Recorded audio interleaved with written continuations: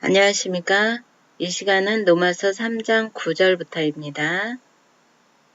로마서 3장 9절에 그러면 어떠하냐?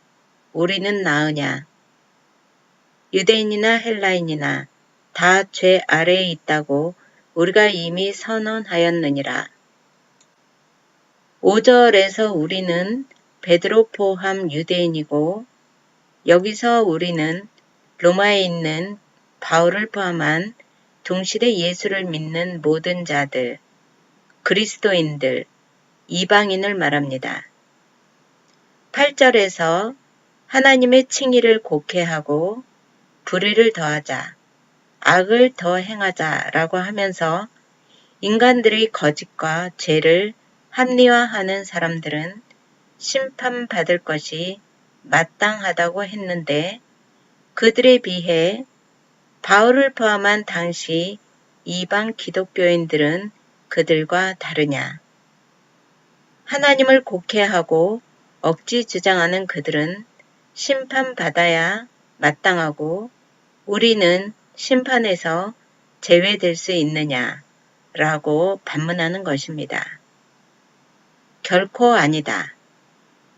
전반부에 있는 그들과 똑같이 심판의 목적이나 기준, 심판의 대상이 된다는 것입니다. 그럼 예수를 그리스도라고 믿는 사람들도 소망이 없을 것입니다.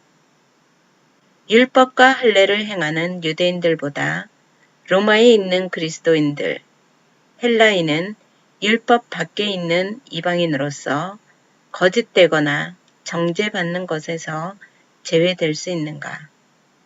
유대인이나 헬라인은 본질적으로 다 똑같다고 이미 선언되어 있다고 그들보다 결코 나음이 없다고 사도 바울이 결론적으로 말하고 있습니다. 사도 바울은 자기 생각을 말하는 것이 아니라 구약 성경에 기록된 것을 근거로 계시를 통해 풀어줍니다. 갈라디아서 3장 22절에는 그러나 성경이 모든 것을 죄 아래 가두었으니 이는 예수 그리스도를 믿음으로 말미암은 약속을 믿는 자들에게 주려 함이니라. 믿음이 오기 전에 우리가 율법 아래 매인 바 되고 계시될 믿음의 때까지 갇혔느니라. 유대인이나 헬라인이나 다 죄 아래에 있다고 이미 선언하였습니다. 인간들은 스스로가 주인이 되어 있습니다. 세상에서 내가 주인이 아니라는 것을 아는 자들은 바보밖에 없습니다. 죄의 권능은 율법 아래 있는 것이고 율법의 통제를 받는 것입니다. 그래서 율법 아래, 죄 아래 있는 자들을 구원하기 위해서 메시아가 율법 아래 탄생하고 율법을 완성한 것입니다. 로마서 3장 10절에 기록된 바 의는 없나니 하나도 없으며 깨닫는 자도 없고 하나님을 찾는 자도 없고 세상의 의인이 약간 명이라도 혹여 한두 명이라도 있느냐? 전혀 없다는 것입니다. 의인은 아예 없다. 한 사람도 없다. 모두 죄인이라고 확실하게 못을 박습니다. 죄악 속에 완전히 풍덩 빠져서 인간의 힘으로는 스스로 죄 속에서 나올 방법이 아예 없는 이것을 칼빈은 전적 타락이라고 했습니다. 의인은 죄가 하나도 없는 사람이고 하나님은 의인만 구원을 해주십니다. 세상에서 의인이란 가난한 사람을 도와주는 등 선행을 베푸는 사람을 말하지만 성경에서 의인이란 그리스도의 의로 덧입어 완전 무결한 티끌만한 흠도 티도 없는 자를 말합니다. 11절에서 깨닫는 자가 없다는 것은 하나님의 말씀은 본능적으로 깨달을 수 없다는 것입니다. 인간은 죄 속에 완전히 파묻혔기 때문에 전능자가 직접 오시지 않고서는 전능자가 가지고 있는 진리, 말씀을 깨달을 자가 아무도 없습니다. 인간 스스로는 하나님을 알 수가 없습니다. 사람들은 깨달았다고 이해했다고 하지만 하나님 편에서는 죄인들의 헛소리일 뿐입니다. 하나님을 찾는 자가 없다는 것은 본능적으로 하나님을 두기를 싫어하고 스스로 주인이 되려고 한다. 굴에 들어가서 기도하는 것이 하나님을 찾는 것이 아닙니다. 하나님과 백성들은 주종 관계가 되어야 하는데 스스로 주인이 되려고 한다. 인간은 스스로 신앙 고백을 할 수 있는 자가 아무도 없습니다. 12절에 다 치우쳐 함께 무익하게 되고 선을 행하는 자는 없나니 하나도 없도다. 의인은 하나도 없고 깨닫는 자도 없고 하나님을 찾는 자도 없고 유대인이나 헬라인이나 이방인들 모두 무익한 존재다. 무가치하고 생명이 없는 쓸모없는 자입니다. 선을 행하는 자도 하나도 없다. 여기서 선이란 하나님이 원하시는 뜻을 성도들의 행동에서 드러나는 것을 말합니다. 세상에서 기부와 사회봉사 활동을 많이 하는 세상 기준의 선이 아니고 성령의 은사로 나타나는 선을 말합니다. 선은 성령의 열매로 나타나는 결과물로서 하나님의 은혜입니다. 성령의 열매를 맺는 자도 하나도 없다. 선을 행할 수 있는 자는 하나님뿐으로 육을 입고 오신 예수 그리스도뿐입니다. 구원받으려면 그래도 자기가 뭔가 해야 한다고 하나님께 드릴 수 있다고 선을 행한다고 하는 것은 인간들의 착각일 뿐입니다.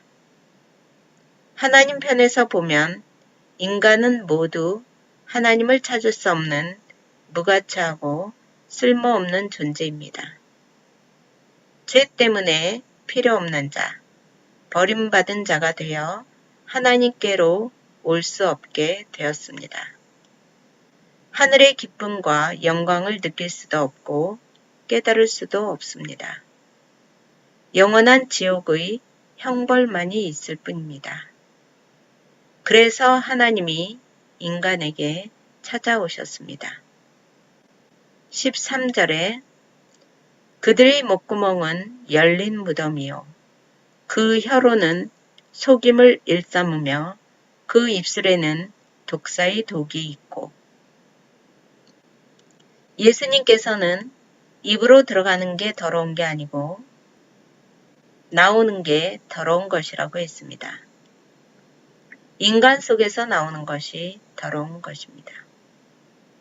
하나님 편에서 모든 인간들이란 죽고 썩어 냄새나는 시체가 밖으로 나올 수 있게 된 열린 무덤입니다.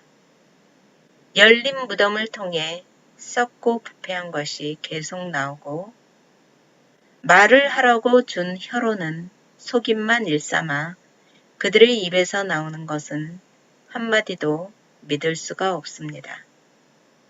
참이 없고 나오는 것마다 다 거짓이고 입술에는 독사의 독이 있어 입술에서 독이 퍼져 뿜어져 나와서 다른 사람들마저 다 죽게 만듭니다.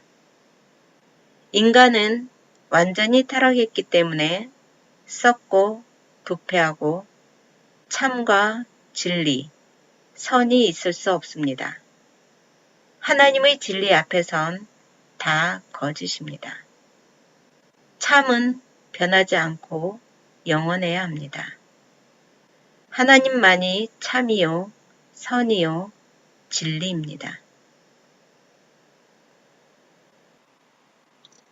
로마서 3장 14절에 그 입에는 저주와 악독이 가득하고, 입은 마음에 가득한 것을 말합니다. 입에 저주와 악독을 가득 담고 있어 말을 하면 할수록 본인뿐 아니라 다 주의를 죽인다. 목구멍은 열린 무덤이요, 혀는 거짓을, 입술에는 독을, 입은 저주와 악독함으로 죽은 자들이 말하는 것은 생명이 하나님께로 인도되지 않고 하나님께로부터 영원히 떨어지게 된다고 사도 바울 개인의 말이 아니라 성경 시편을 근거로 마음이 악으로 가득 채워져 있다고 하였습니다. 15절에 그 발은 피 흘리는데 빠른지라. 발이 피 흘리는데 빠르다는 것은 피를 흘리게 하는데 빨리빨리 움직인다. 빠르다는 것은 적극성을 나타냅니다. 무제한 피를 흘리는데 적극적이라는 것입니다. 무슨 피, 어떤 피를 말하나요? 난지 8일 말에 할례시키는 율법을 말합니다. 그들이 가장 중히 여기는 안식일조차도 예외 없이 우선적으로 할례를 행하는데 적극적이었습니다. 이 피를 흘려야 그들은 정결하게 되고 선택받은 백성으로 구원받는다고 생각하였기 때문입니다. 그들이 정결해지기 위해 하는 할례가 그들을 고통으로 끌고 가며 계속해서 죽음으로 가는 독을 뿜어내는 것입니다. 2000년 전에 돌아가신 예수님의 그리스도 어린 양의 피로는 부족하다. 그러니 종교생활, 종교의식, 율법을 행하고 돈을 들여 성전을 짓고 하나님께 봉헌하자고 가르치는 것입니다. 하나님은 아니라고 해도 이것이 맞다고 적극적으로 빠르게 죄와 사망으로 돌진에 들어가는 것입니다. 16절에 파멸과 고생이 그 길에 있어. 그들의 길에 파멸과 고생, 고통이라고 표시가 되어 있다는 것입니다. 피를 흘리는데 발을 빠르게 움직여 가는 곳이 결국은 파멸과 고생으로 가는 길입니다.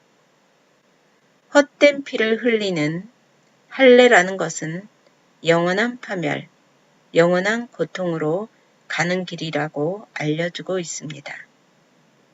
17절에 평강의 길을 알지 못하였고 그들의 눈앞에 하나님을 두려워함이 없느니라 함과 같으니라. 할례를 하고 율법을 지켜야 하는 것은 평강의 길이 아니다. 하나님, 예수님만이 평강의 길인데 그 길을 알지 못하는 것은 결국 하나님을 두려워하지 않고 경홀히 여기는 것입니다. 평강의 길은 딱 하나, 예수 그리스도뿐입니다. 19절에 우리가 알거니와 무릇 율법이 말하는 바는 율법 아래에 있는 자들에게 말하는 것이니 이는 모든 입을 막고 온 세상으로 하나님의 심판 아래에 있게 하려 함이라.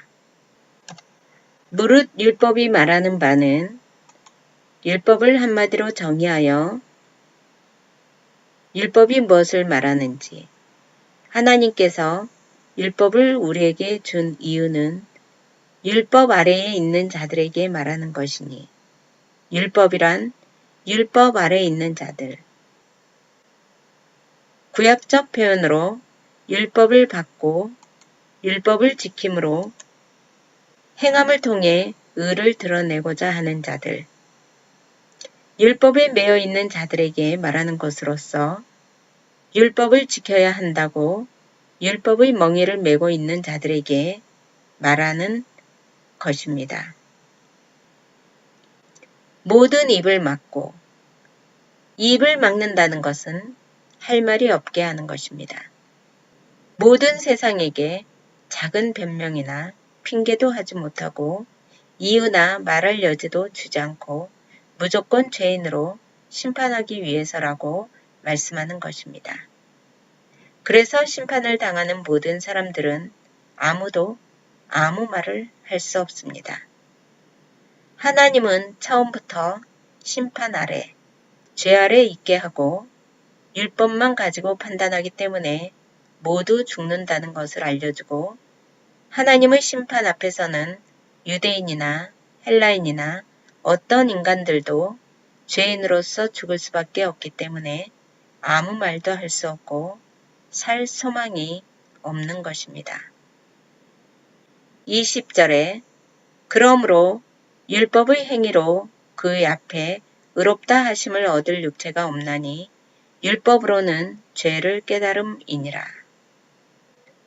2장에서부터 심판의 대상은 모든 자들이다. 심판의 기준은 율법이고 심판의 목적은 모든 입을 막고 심판 아래 있게 하려는 것이라고 했습니다. 그러므로 율법의 행위로는 하나님 앞에서 아무도 의인이 될 수 없습니다. 하나님 앞에서는 율법의 행위로 의롭다 함을 얻을 육체가 하나도 없으니 율법을 통해 의를 드러내고자 하는 자는 하나님의 의를 드러내지 않는 것이고 결국 하나님의 한 의, 예수 그리스도의 의를 헛되이 하는 것입니다. 율법은 지켜 행하라고 준 게 아니고 죄를 깨달으라고 준 것입니다. 인간 스스로는 살 소망이 없다는 것을 알게 하려는 것입니다.